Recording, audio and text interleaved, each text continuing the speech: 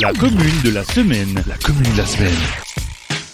Pour boucler la boucle, après un début de semaine où Joseph m'avait parlé de la naissance du village, je suis retourné au musée du sabotier où le même Joseph m'a cette fois-ci révélé les secrets du sabot.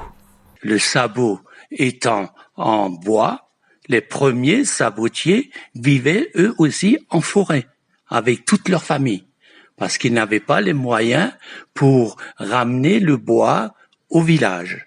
Et ce n'est que fin 1800 que les derniers sabotiers de Sourtes, travaillant en forêt, où ils étaient souvent avec toute leur famille, venaient s'installer donc définitivement à Sourtes.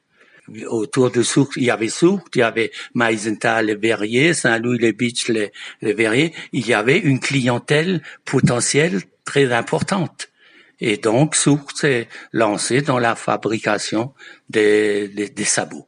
Quand on se promène aujourd'hui dans le village, on voit encore beaucoup de maisons avec les sabots accrochés pour pouvoir repérer les ateliers qui étaient dans le village.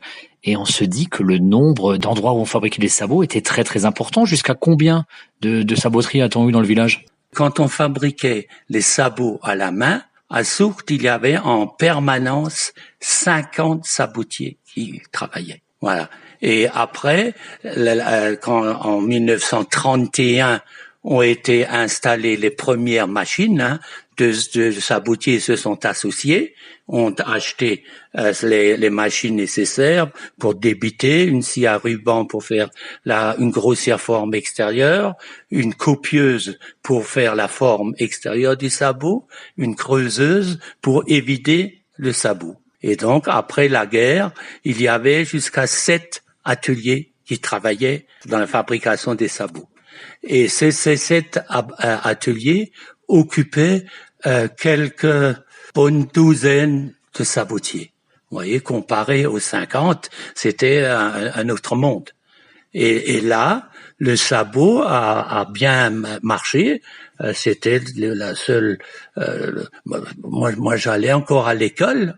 Je suis né en 42, j'allais à l'école en sabot au pied. Dans le couloir derrière, il y avait une étagère, on rangeait soigneusement nos sabots et on rentrait en souk ou en charentaise, en classe, on avait toujours chaud aux pieds, il n'y avait pas de problème. Et en quelle année le dernier sabotier exerçant à Sourtes a fermé son atelier? C'est dans les années 70 que les sabotiers ont fermé. C'est arrivé très très vite parce que le niveau de vie s'est amélioré. Il y a eu les chaussures André, ça j'ai encore en tête, et donc ils ont fermé les uns après les autres. Sauf Rémy Ritier qui lui a continué à faire des sabots. À Sourtes, on ne faisait que des sabots utilitaires. Et Rémy a eu l'idée de faire des sabots décoration. Il est allé aux fêtes des métiers anciens où on présente pour vendre sa marchandise et il est arrivé à bien vendre sa production. Et il a fait 1000 paires de sabots qui ont défilé sur les Champs-Élysées à Paris pour le bicentenaire de la Révolution française. C'est tout de même pas rien, quoi. Donc sans culotte, mais avec des sabots aux pieds. Les culottes, je sais pas, mais ils avaient des sabots aux pieds. 1000 paires.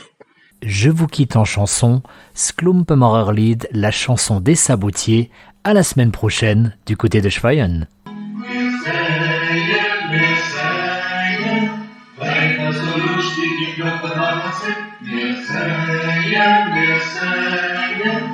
Deine so lustige Super sind.